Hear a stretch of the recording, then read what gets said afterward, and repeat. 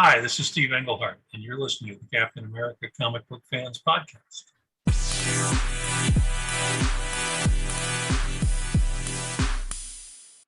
Greetings, Cap fans. It is Rick Verbanis, your host of the Captain America Comic Book Fans Podcast, and this is episode 114. And as always, I am joined by the best gosh darn co-host out there, and that is Mr. Bob Lucius. Oh, Bob. Hey, Daddy-O, what's shaking?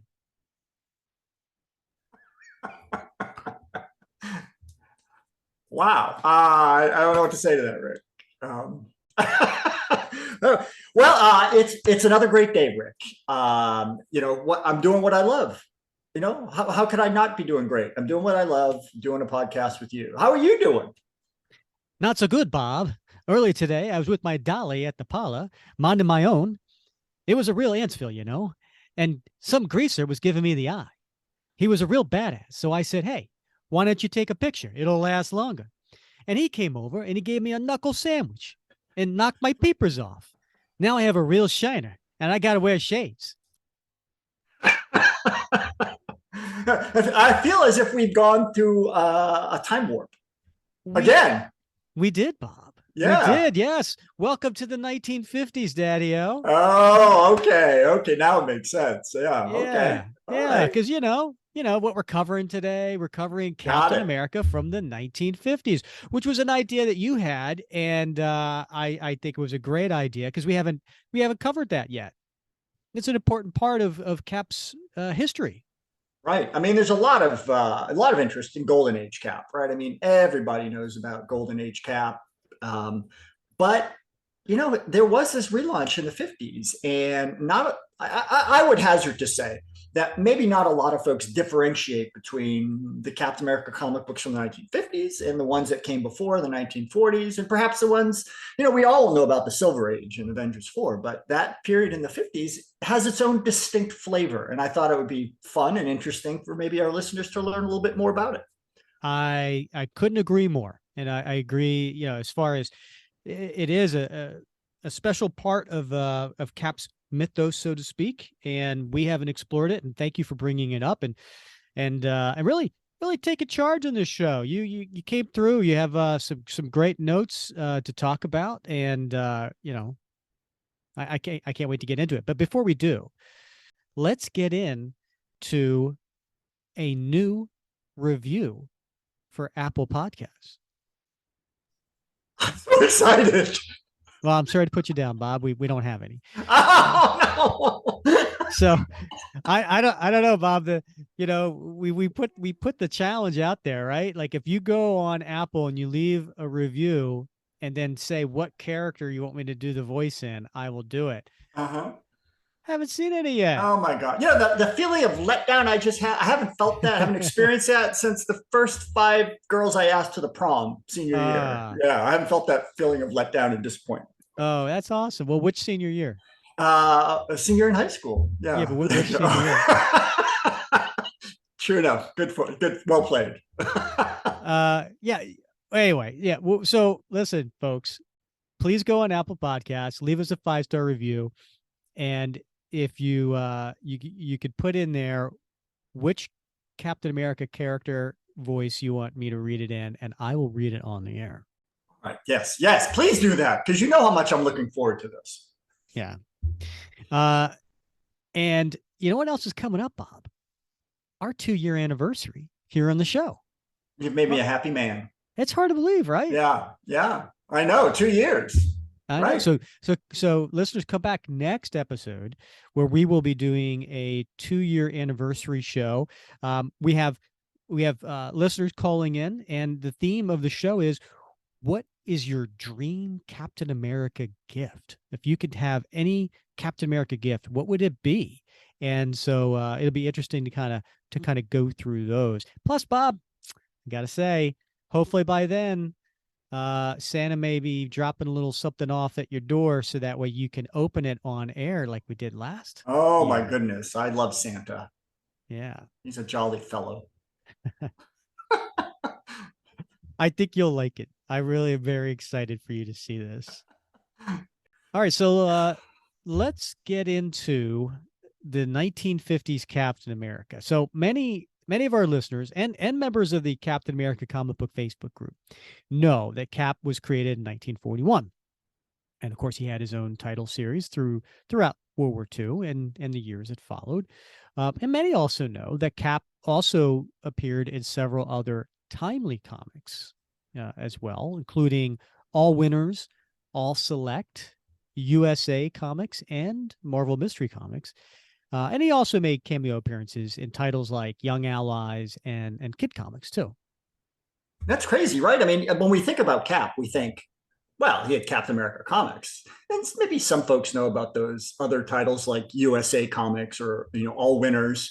But Cap was in a lot of different books. And sometimes, as you said, just a cameo, like in Young Allies, he'd show up at the end and, say, good job, young men, But he was super popular, of course, and as was Human Torch and Namor, the Submariner. But sadly, Rick, by the end of the 1940s, all those titles had been canceled.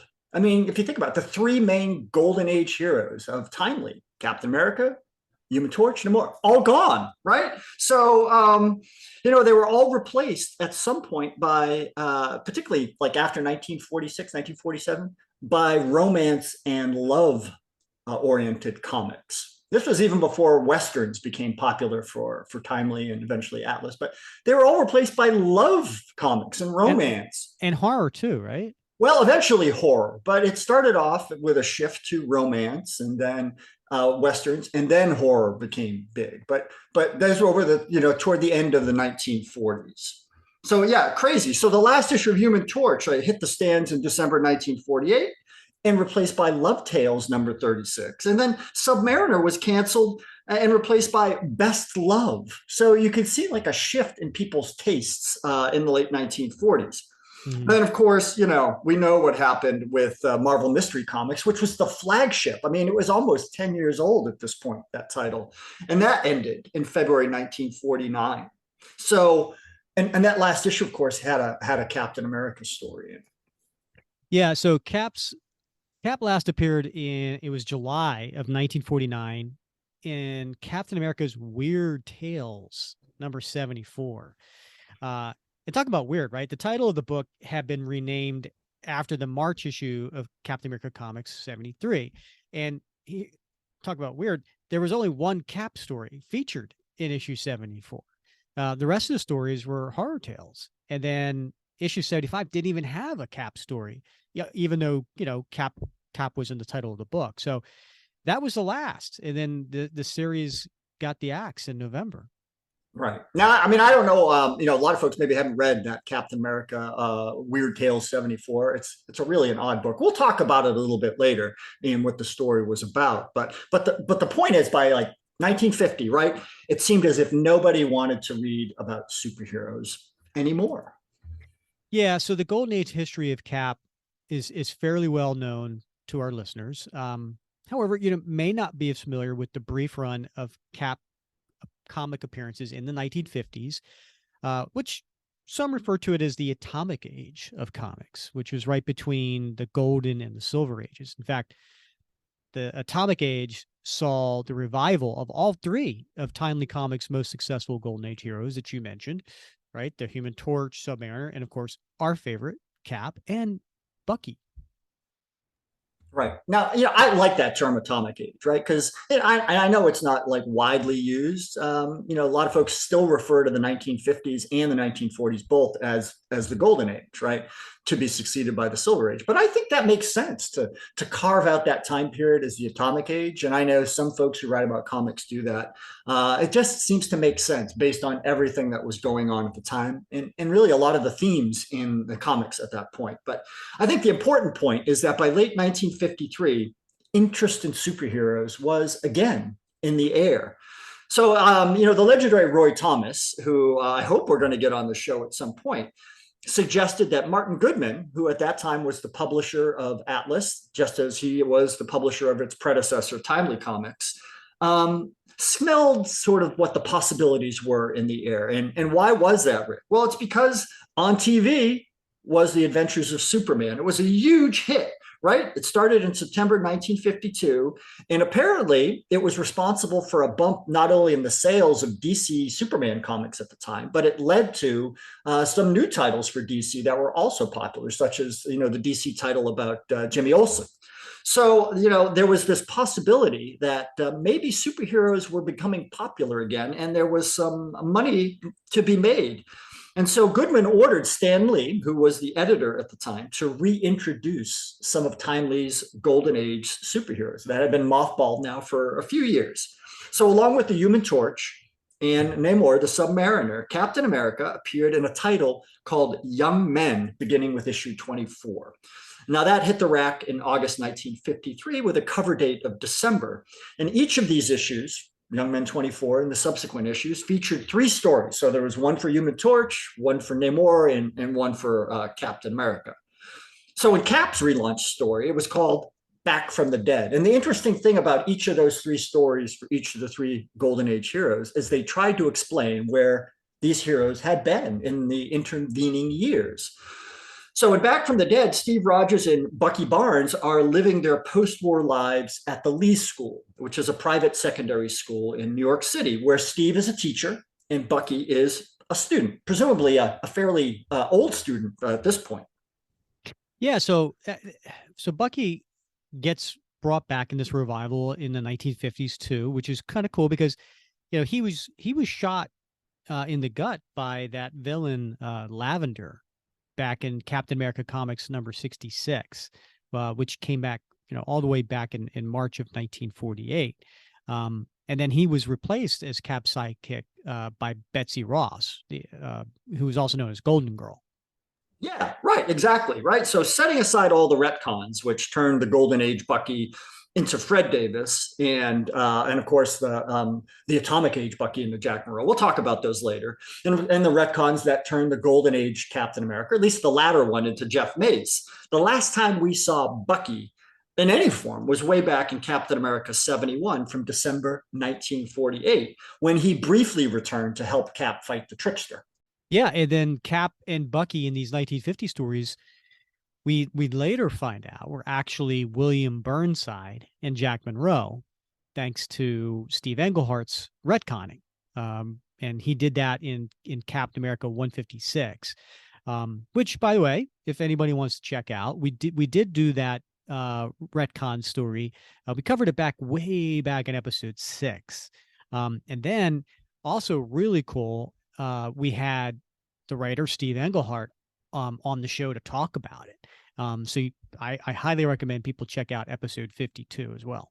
Yeah, that was a great episode. I love that interview. That was, I think, one of our better interviews, Rick. All of them are stellar, but that one really piqued my interest because, again, I've always been interested in the 1950s Cap stories, and Englehart had such a big role in helping flesh out that history a little bit more. But again, you are correct in everything that you said. But as far as the writers and the artists were concerned at the time, Steve Rogers was still Captain America, and Bucky Barnes was who he said he was, right? So the Avengers number 4 retcon was still a decade off. So let's play along with these stories as they would have been seen and read at the time. So here's Steve and Bucky, right? They're no longer in the Army, and they're now affiliated with the Lee School. This isn't the first time that we see the Lee School, right? It appears in many Captain America stories, even back in the 1940s. In fact, Cap and Bucky's affiliation with the Lee School go back to Captain America Comics number 62, released way back in February 1947. Even back then, Steve was a teacher, and he was there along with Betsy Ross, who was a teacher as well. And Bucky was still a student. So he's been a student at the Lee School for an awfully long time.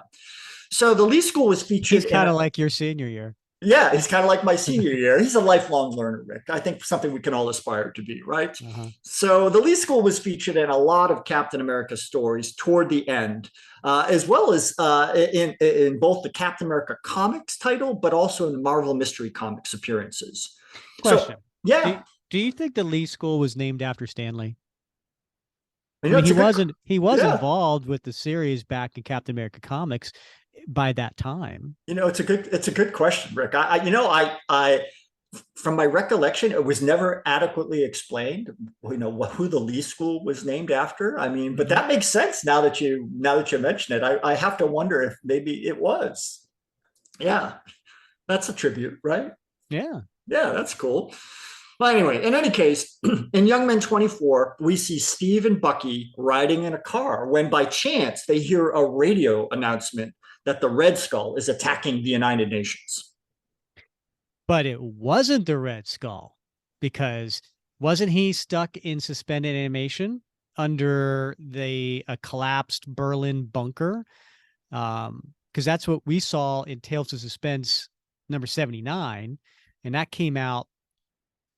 That was back in July of 1966. In fact, Bob, we covered that. We covered that story, Tales of Suspense 79, 80, and 81, back in episode 12, if anybody wants to check that out. That is correct again, Rick. That's a great point, right? We know something happened to the Red Skull because we read about it in Tales of Suspense 79. And we also saw, as we talked about earlier, this Captain America Weird Tales 74. Now, I'm sure you probably read that story, but for our listeners, what's that one about? Well, Red Skull's in hell, right? He's languishing in hell. And of course, what does the Red Skull do when he's in hell? Is he suffering? No, he's brooding. His suffering is brooding about the fact that Captain America is still alive and he's stuck in hell. So he finds a way to enter Steve Rogers, or Captain America's name, because he refers to him as Captain America, in the Great Ledger, which is the book that the Angel of Death uses to go snatch people from the living and bring them down to hell. So Captain America finds himself brought down to hell erroneously because of the machinations of the Red Skull. And the two of them have to battle it out to determine who's going to win and be returned to the living. Now, it's a horror story, right? Because it takes place in hell, hence the Captain America's Weird Tales. But that was the last appearance in the Golden Age of the Red Skull. So, and as you know, Rick, and we find out much later, thanks to Steve Englehart's retcon in Captain America 155, that this isn't Johann Schmidt at all, but rather Albert Malik, who's a Soviet agent pretending to be the Red Skull because the Red Skull's been off the board for a while. So he's simply taken on the persona. And I guess we should have known something was amiss because, he had that dashing red cape that Red Skull was wearing in this appearance. And, if I recall, that retcon story about Albert Malik is told in more detail in the Captain America Annual 13, which came out in 1993. Yeah, that was a great story too, Rick. But anyway, I'm not sure what was up with the cape. But anyway, Cap and Bucky go on. Capes.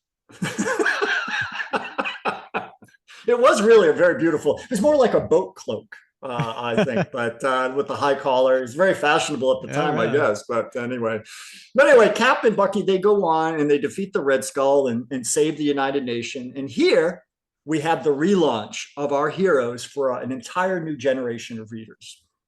So what exactly did that relaunch look like? Well, I mean, after the Young Men 24 story Back from the Dead, Captain America and Bucky go on to appear in 4 more issues of Young Men. However, starting with issue 27, they were no longer, Steve was no longer a professor at the Lee School and Bucky was no longer a student. They're back in the army, living on an army base with their old secret identities intact. So in issue 25, we have a story called Top Secret. In issue 26, we have a story, Captain America Turns Traitor. What? No. Yeah, I know. It's a real page turner. In issue 27, we have, once again, the return of the Red Skull, where he is seemingly dispatched at the end by Steve and Bucky. And in issue 28 of Young Men, we have the Cargo of Death. When you say dispatched, what do you mean? I meant seemingly killed. No. Cap killed him? Well, I think it was one of those, in the course of ending the plot, the Red Skull was seemingly dispatched. Right. But yeah, we know that wasn't the case. So, and the other thing too is all these Cap stories, the creators for that. So we had Don Rico as the writer and John Romita Sr.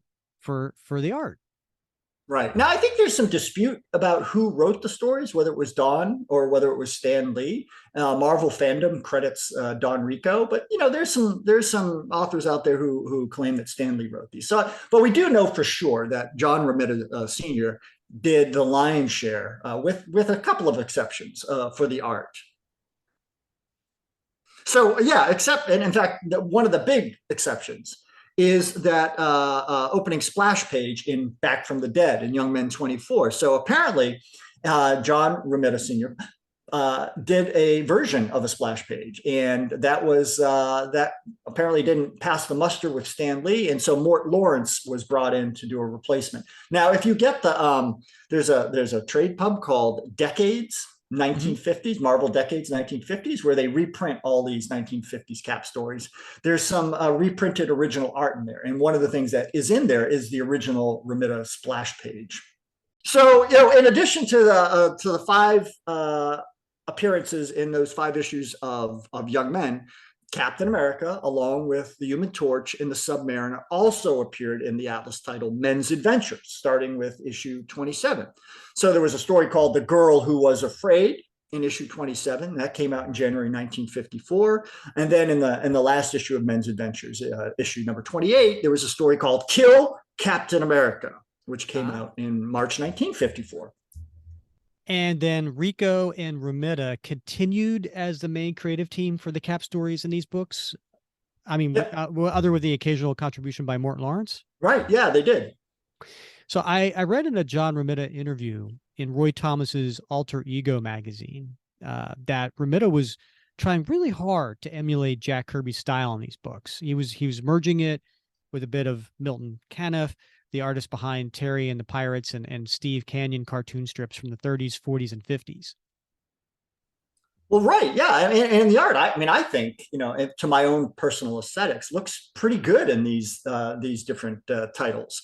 The thing is, Rick, I think a lot of folks, Golden Age art can be kind of hit or miss, right? I mean, some of it can be good, some of it, a little wonky. But I think the stuff at least from Romita's work in these titles is pretty sharp. Yeah, it's one of those things. Again, agree on hit and miss. I think they're underneath a lot of deadlines, right? And so they're just pumping these things out and weren't doing their finest work. So, Romita fans from, let's just say, Amazing Spider-Man would look at this and be like, they don't even look the same. Right. And they don't, right? Because his art really did evolve over the years.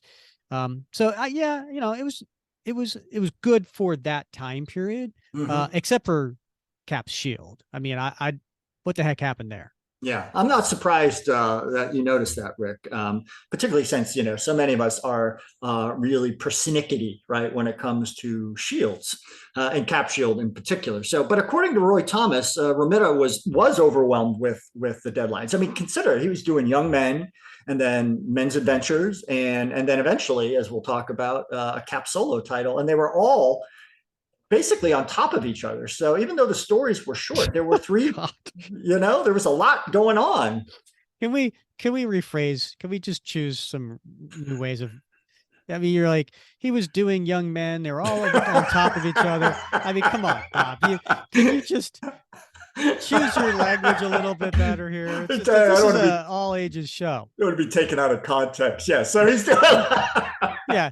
Someone's gonna just do the clip of this and totally take it out of context. This is gonna be somewhere in Tokyo right now. They're playing this. I'm gonna get sued by Romita's family for this, and that's good. But anyway, so apparently Romita convinced Stan Lee to let him dispense with the concentric circles. We haven't drawn all those. We've heard this from other authors other artists, that this is one of the most complicated things to do, right? In drawing Captain America is drawing those circles all the time, right? And so he convinced Stan to let him dispense with that so that he could keep the deadlines. And that resulted in some very ill-defined coloring on shields, and very, they're not exactly consistent from panel to panel, right?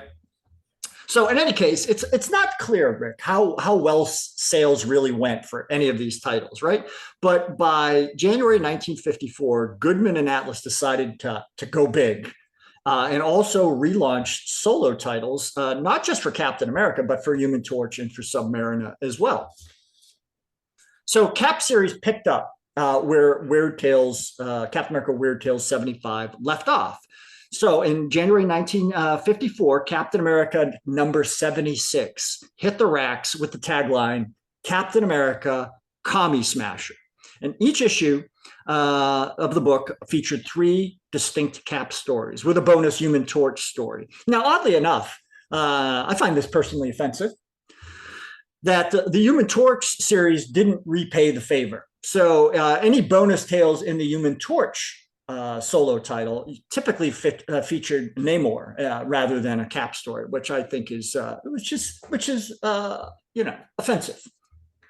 Unfortunately, this new solo title for Cap only lasted 3 issues before it too was canceled again with the release of Captain America 78 in May. And the Human Torch series also lasted 3 issues, but Namor's series went on for, I think, 10 issues. So, but it was also gone, within a year. So it sounds like the public wasn't ready yet for, the resurgence of superhero as Goodman thought. Yeah, I think that was definitely part of it, Rick. But I think there might have been other editorial decisions that played a role in the failure of these books to gain much traction. So, on one hand, as readers and collectors and fans of Captain America, we should be thrilled that those 3 issues of Captain America, Commie Smasher 76 and 78, as well as the other stories from Young Men and Men's Adventure. I mean, that gave us a total of 16 Cap stories in really less than a year. I mean, and that's the grand total for all of the 1950s. So that's something, to be grateful for. Mm-hmm. But on the other hand, and this is, I think, maybe where the editorial decisions were a little off for the time. Every single one of those Cap stories somehow involved communists to some extent, either as criminal masterminds, as spies, agent provocateurs, or saboteurs. So apparently Martin Goodman and Stan Lee thought it made creative sense for communists to become essentially the new Nazis. And it might have been an understandable gamble at the time, considering the country really was in the middle of what most people consider the Second Red Scare, the first having occurred after World War I. Right. So all the congressional hearings and the spy trials like Alger Hiss and the Rosenbergs. Yeah, right. Absolutely. Since the end of World War II, there was a growing concern in the United States about the presence of communist agents and sympathizers infiltrating every aspect of American life. I mean, late 1940s, right? We had the fall of China, right? The Kuomintang, Chiang Kai-shek's had to flee to Taiwan, and the communist Chinese took over, right? We had the Berlin blockade and the partition of East Germany. We had the Korean War took place from 1950 to 1953. We had all these scandals in the United States over the potential communist spies. And so, yeah, it was woven into American culture at the time. I mean, the communists were everywhere with their fingers in everything, right? Just plotting and planning for the downfall of the United States and its integration into a global communist empire. And certainly the Soviets were spying on us, just as we were spying on them. So at least to some degree, it made sense to cast the communists as the all-purpose villains. Yeah, but maybe it was a little too overdone. Yeah, I mean, I think that is a big part of why maybe Captain America didn't really gain the traction. I think it was overdone. I mean, by 1954, the Red Scare was starting to die down. I mean, the heyday was really 1949 to 1953, right? This is where they had, you probably remember the stories in the House Committee on Un-American Affairs, where they brought all the Hollywood people in and they accused each other of being communist, and some didn't. A lot of people lost their careers. Some made their careers, like Ronald Reagan, off those committees. There was McCarthy, of course, on the Senate side, and claiming to have all these lists of communist agents in the Department of State. But by 1954, Rick, they had really overreached, right? At this point, McCarthy was starting to investigate the Eisenhower administration. He was starting to investigate the US Army and making accusations about the Army. And people were starting to get really tired of the whole banging the drum about communists everywhere. And this is when Captain America launched, right? So I think maybe there was a desensitization, or maybe people were just tired of communists being in every single story. And if you think about the Adventures of Superman, I mean, that's not what they really talked about in the TV show, right? I don't, you probably watched those as a kid. I know I certainly watched the reruns as a kid. And it was just crime fighting, right? I mean, it was good old heroism without the constant Red Scare, again, banging of the drum. So I think maybe people were just not ready for a constant deluge of Commie Smasher stories. And maybe that's why it didn't gain traction. Yeah, So, I think. Yeah, oh, go ahead. No, I think you're right. I mean, this time period too, there was a lot of other things going on. The Comics Code Authority started in 1954, right? Because they wanted to make sure that our youth were not being corrupted, right? And what was the Seduction of the Innocent? Right. Yeah, that came out in 54, I think. Yeah, I think so too. Yeah, that book. Yeah, it came out in 1954 as well, which was, basically a warning that comic books were a negative form of popular literature. And, it was causing juvenile delinquency. So I think, during that time, that may have also played into it as well. Yeah. I mean, there's so much going on, right? And it really is about reading the room and reading the market. And, I mean, even Romita had said that, well, maybe people were upset about the Korean War, which of course went from 1950 to 1953, and thought that, a lot of folks who read comics might have been upset about our involvement in that. And therefore, lots of things. It's interesting to go back and look at what was happening in the 50s and how Atlas Comics, through these titles, tried to ride that wave. And maybe they just got on the wave too late. If you look at the Submariner title, which lasted for 10 issues, only rarely did Namor go up against communists. He had all kinds of other stories. He had stories about Namor as a youth. They had stories about crime, had adventure stories, and only occasionally was there a story of him going up against communist agents. And so maybe it just it resonated with more readers than the Cap series was able to do, because it was so singularly focused. Yeah, no, that's a good point. When a lot of times people come to comics, they come for escapism, right? So yeah, it's if the rest of the world is so big and focusing on the Red Scare, and then you go to comics and it's just in your face, it may not be what you want, and after a while it may get a little old. Right. Yeah, it just seems repetitive after a while. And in fact, if you read through those 16 stories, they do seem to be a bit repetitive. It does, the people's faces change, the names change, but the stories, they start to bleed into each other. Yeah. So let's do one, right? Let's cover one of the stories here. Let's do The Hour of Doom, which was in Captain America Comics number 77. What do you think? Yeah, that's a good one. I think that's probably one of the better ones. And Roy Thomas had something to say about that one. And I'll mention that after we're done. All right. Yeah, and I said Captain America Comics 77. Actually, it's 78. Right. Because I think it's the last story in 78. So yeah. Is this the last Captain America story before he's brought back in Avengers 4? It is. Yeah. All right. So let's get to that. This one has a cover date of September of 1954, but actually got released May 19th. So just a few months earlier. On the cover, it has a yellow background, so that way this this red Captain America logo just bursts out and is very, very noticeable.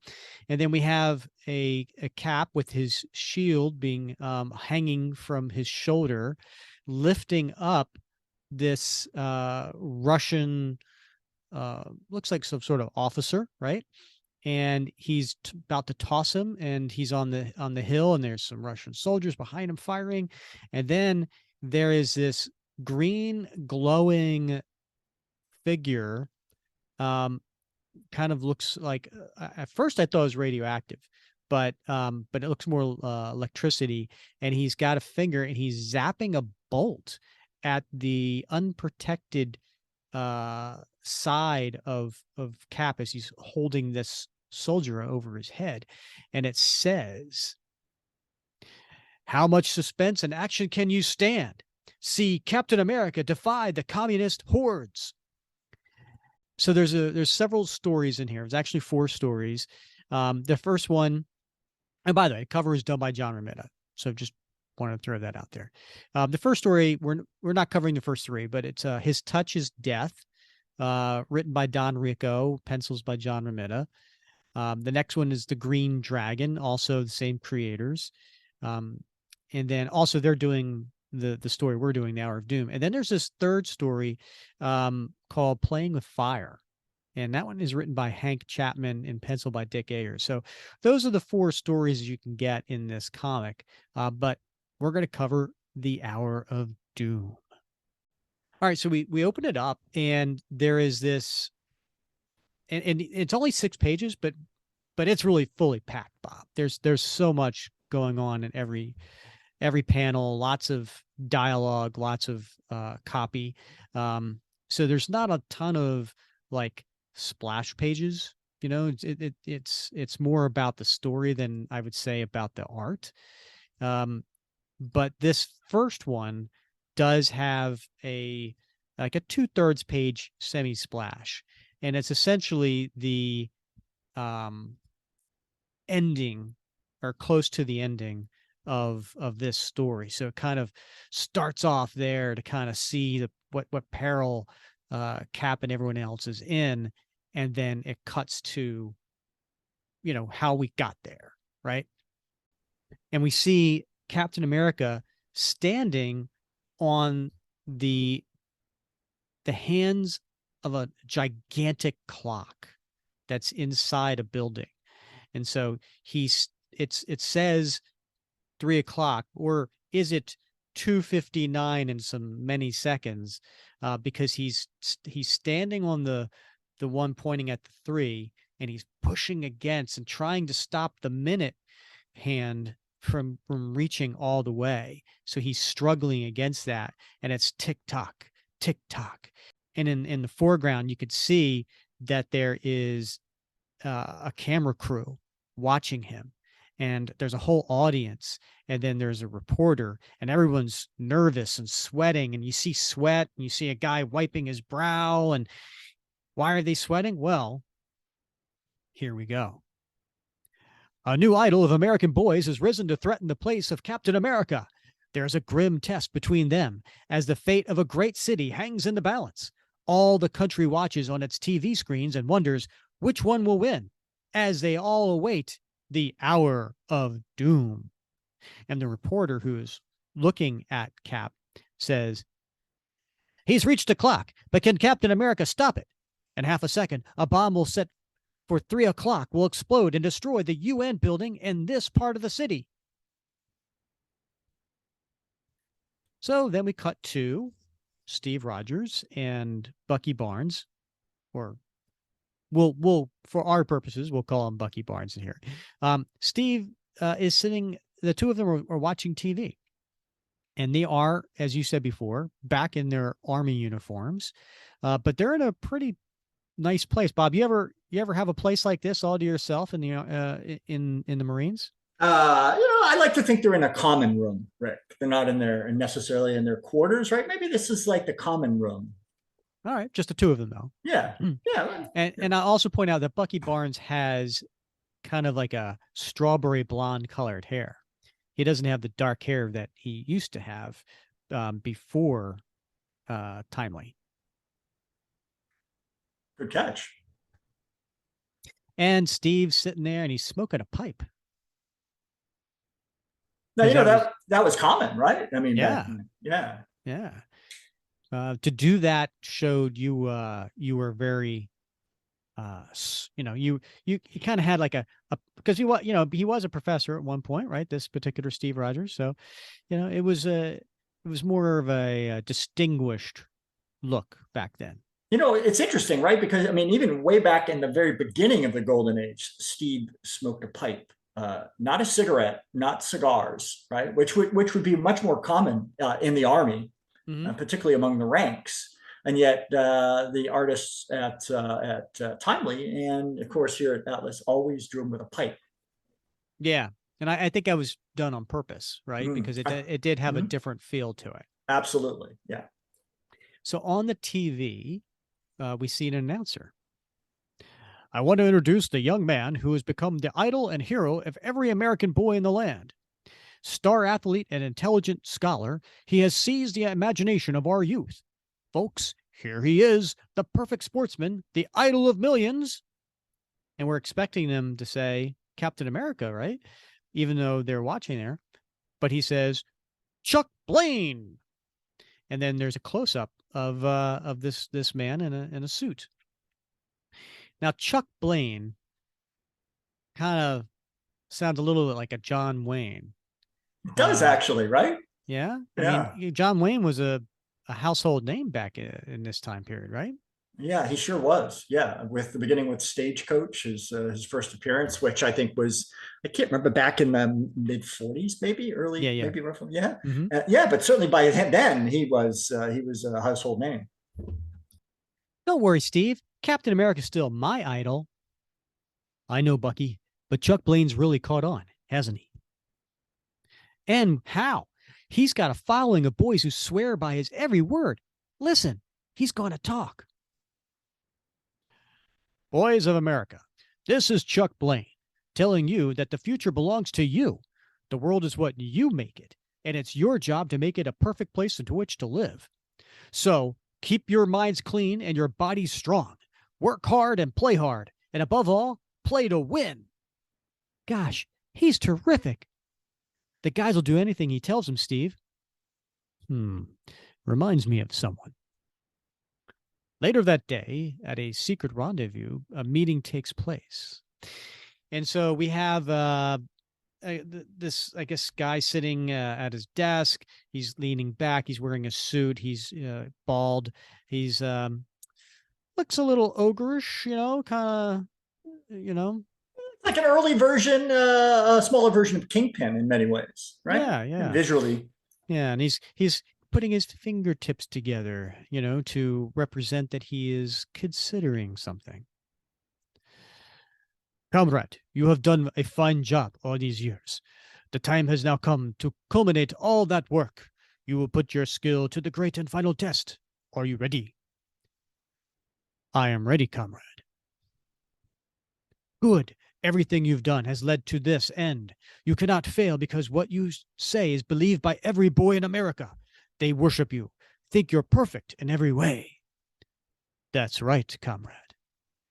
And now I am ready to finish my work by destroying the faith of the youth in world cooperation as exemplified in the United Nations. Who is it, Bob? Oh my God, it's Chuck Blaine. Fine, comrade Chuck Blaine. Just fine. So the stage is set for one of the worst betrayals since the days of Benedict Arnold. The next day is the visitors' gallery of the United Nations Assembly. The grim curtain rises on the drama. So we're in here in the United Nations, and we see that big clock, Bob. That huge clock right above the stage, and there are how is the UN set up, Bob? Like, can you describe that? Right. Well, there's the General Assembly, right, which is the main body of the United Nations, where every nation on Earth who is a signatory to the United Nations has a representative. And then, of course, there's the Security Council, which has the I think the 5 permanent members, and then there are additional rotating members, and they're sort of the executive committee of the United Nations. But what we see here is the General Assembly, and you can see that it is a very large auditorium with that clock up above. But there's also it looks to be hundreds, if not thousands, of people jammed into the General Assembly, not only on the floor, right, the floor seating, but up in the upper seating as well, above where that clock is. So there's a lot of folks jammed in here. Yeah, a ton. And we hear a voice from up above. 1 minute. I have something to say. What? Who's that? Why, it's Chuck Blaine. Well, Chuck Blaine himself. Boys of America, listen to me. You know I always speak the truth. Now I tell you that world cooperation is a falsehood. Friendship among nations is not possible. I have placed a bomb in this building, a bomb that will blow up the UN and part of New York. I want you to realize that the UN is powerless against a stronger power. Too paralyzed with shock to move, the crowd of spectators and UN officials alike listened to the Hour of Doom forecast by Chuck Blaine. Yes, the UN is a farce. World brotherhood is a farce. You boys must allow one stronger than you to lead you. The UN will be destroyed in 1 hour. I call upon all the boys of the country to follow me in my fight to show that world brotherhood cannot succeed and the UN is a failure. The next instant, he is seized by guards. Alert TV men train their cameras on him, and the scene is carried throughout the country. Have you gone crazy, Mr. Blaine? Crazy, eh? I tell you, this building will blow up in an hour. And the boys who hear and see the strange scene wonder. There's a couple of young lads watching the TV. Gosh, if Chuck says so, he must be right. Still, it seems funny, blowing up the UN and part of the city. And then we cut to Steve and Bucky driving in the car in their what's that? What do you call it? That's not dress uniform, is it? No, it's like your your service everyday uniform, right? Yeah, So yeah, it's yeah. and normally you'd wear like satins or the camouflage utilities. They didn't have camouflage back then, but they wore their greens during the day. But this is sort of like their everyday working uniform. The paper said Chuck Blaine would attend the UN session today. Imagine seeing him in person. Gosh, hurry, Steve. Seems like a lot of excitement around the UN today. Steve, look, it's Chuck, and they got him handcuffed. Time here, boys, and watch him. Excitement's right. Let's find out what this is all about, Steve. Sure, but as we are, we'll never get through the police lines. So we change to Captain America and Bucky. So they are jumping out of the car in their uniforms. The only difference was back then, too, was Bucky, in addition to his hair being a different color, his collar was a different color. In this case, it's yellow. Right. Yeah. Very, very common in a lot of the Golden Age comics for the color to be yellow. Why is that? I don't know. I don't know why they changed it. If it was just a coloring anachronism or what, whether it was intentional or not. I don't think it was. I think it was probably just a lack of paying attention to consistency. In a few seconds, the police tell Cap the story. I thought he reminded me of someone, but we can get to him later. First, we've got to locate the bomb. It's a cinch he won't tell us where it is, so we've got to find it. Right, let's go. If what that madman says is true, the danger to the city is great. But what's worse is the effect that he'll have on the boys who idolize him. If they believe him, it looks bad. Right. Plus the fact there's no time to evacuate everyone from this part of the city. We've got to find that bomb. The police scour the building, ripping out anything that could hide a bomb, and the clock ticks on to the hour of doom. Bob, maybe you could do the tick-tock when it comes up. Oh, absolutely. It is a special effect, after all. Fair enough. Tick, tock, tick, tock, tick, tock. So then we cut to them they're growing through the walls, they're ripping things down. They're really making a mess of everything. But outside, you see Chuck Blaine with he's handcuffed to a pole, and then the camera crew is on him. Haha. Don't try to fight it. It's hopeless. You see, boys, your officials are so weak, they can't even protect the city from one little bomb. Give up the UN. Let each country have peace or war as it wishes. Panic spreads as people try to leave the city. Roads are jammed. Trains break down. Crowds mill wildly at the airports. Who can tell how devastating will be the blast of the bomb? And there is. It's mayhem in the city as people try to escape. The guards use radar equipment to try to trace down the bomb, but it's no use. Tension grows with each tick of the clock. Their faces sweat and grow pale as death draws near. Tick tock. And I will point out that, yes, the police and other people around, they do have beads of sweat coming down their face. It's quite obvious, that John Romita here is just trying to really push the fact. But I don't see that on Cap's face. He simply looks determined, Rick. Yeah. Captain, it's just no use. He's got us licked. It's 2:45. Wait, there must be something. There's got to be. I've got it. If it's a time bomb, it'll make a ticking sound. Shut off the electricity in the building so that the clocks will stop. Then we may hear it. Cap's order is followed, and Cap, I hear it. And he's got his ear down to a grate in the floor, and it's Tick. making Tick, tick, tick. gingerly, carefully. Cap lifts the death box out of the ventilator. Phew! Thank goodness that's over. The danger is past, but her work isn't over. Blaine's got to talk. The boys can't go on believing he's a great big hero. He's a red spy, and we've got to prove it. Keep quiet about our finding the bomb, and I'll do the rest. So he grabs the handcuffed Chuck Blaine and pulls him back into the building. Where are you taking me? Inside, to make sure you die with the bomb, unless you tell us the real reason behind all this. I've told the real reason, and I'm not afraid to die. It'll prove to the boys of America that I'm willing to die to prove I'm right about the worthlessness of the UN. You've got 4 minutes, Blaine. I don't care. What is my life compared to the cause of truth? 3 minutes, Blaine. I'm not afraid to die. You're just jealous because I've taken your place in the hearts of boys. 2.5 minutes. 1 minute. 1 minute to death, Blaine.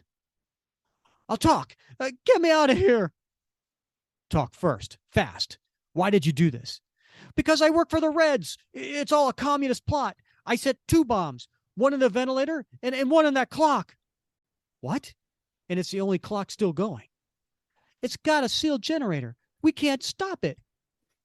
I've got 30 seconds. Cap, come back. It's no use. And he jumps up onto the clock, as we saw in the original panel to the story. And then you see a reporter there with a microphone who also has a lot of sweat beads. Pouring off him, right. We're sticking by to bring you the grim story if it's the last thing we do. Captain America's rushed right into the jaws of death, ready to die to save us. He's only got a matter of seconds, but what a difference between him and the blubbering coward, Chuck Blaine. He's reached the clock, but what's he going to do now? How can he stop it? How could he get the bomb out in time? Tick, tock, tick, tock. Wait, he's holding back the minute hand. He stopped the clock, using only the strength of his powerful body. He stopped it at the very last second. Find the bomb. Get it out. Hurry. Tick, tock, tick, tock. While Captain America strains to keep the minute hand from making its last fatal move, Bucky and the others hurry to look out for the bomb. Tick, tock, tick, tock. We've got the box, Cap. Hold on. Hurry, little partner. Hurry. Okay, got it. Hey, look at Chuck. cracked up completely. Now the boys will see who the real hero in Idol is. Captain America. Cap, when you said he reminded you of someone, who was it? Hitler. Same words. Quote, strong minds and strong bodies, and play to win. America's play not to win necessarily, but for the sake of good sportsmanship and fair play, which Nazis and Reds know nothing about at all. The end. And really, it is the end, right? The end of Captain America in the Atomic Age. Indeed. Yeah, Rick, I said earlier that Roy Thomas had something to say about this story, which was one of his favorites from this period. And he saw Cap standing up there trying to hold back the hands of time as a bit of a metaphor for this relaunch of the Golden Age superheroes in the 1950s. That, in fact, Cap was trying to hold back the hands of time. And ultimately, while he succeeded in the stories, he failed in the sense of holding back the time on the death of the Golden Age superheroes again in the 1950s. And we wouldn't see them again for almost another 10 years. Yeah. And I hope we do get Roy on the show because it would be fun to talk to him about how, he was such a lover and student of this era and how he honored it when he, brought back the invaders and how his stories and him also being the editor helped kind of shape some of these ideas of how to retcon. I mean, Roy's is right up there with the king of retcons when it comes to kind of explaining some of these stories. So yeah, it'd be great to have him on. Right. And Englehart himself had said that Roy had sort of given the direction and some of the broad ideas for the retcon of William Burnside and Jack Monroe as the Cap and Bucky of the 1950s. Mm-hmm. So it would be a coup to have a chance to talk to him for sure. What did you think of the story, Rick? I mean, it was very much a period piece. Yeah, right. So taking it for what it's worth, I guess I always try to look for the positives, right? I mean, it showed Steve in a good light as someone who was calm, cool, and collected. He did not show any signs of jealousy towards Chuck Blaine being, the new apple of the boy's eyes, right? And followed religiously. So he, there was no hint of jealousy anywhere. And he was a man of action. He used his smarts when it came to trying to find out what was really behind everything. So I thought it did Steve in a good light. So right. I appreciated that as well. Yeah. I'm a student of history, Rick. I mean, and that I recently acquired a copy of Captain America 76, the first Commie Smasher issue. I'm fascinated with history and particularly fascinated with this time period. And so you're right. You got to read these stories through, understanding the context of the time. And from that perspective, they really do offer a window into sort of the public psyche, right? The social, cultural milieu of the time and what was going on. And if you look back at it now with, 21st century eyes, it does seem odd. The writing seems odd. The language seems odd. But certainly at the time, they were speaking to fears that were very, very common in the public mind. And you just made some listener really happy because he had the word milieu on his bingo card, and you finally got that checked off. Yeah, I was going to say with a French accent, but I thought that might be too much. No, let's hear it. Let's hear it. Oh, very nice. That didn't come across pretentious at all. No, not at all. Well, I'm glad we had a chance to cover one of these 50s stories, Rick. It's not something we should do all the time for sure, because they are a little bit similar, as I mentioned earlier, but it is a window into history, right? It really is. Yeah. No, thanks for suggesting and putting together these notes. it was fun kind of going through that and checking off something that we don't normally do.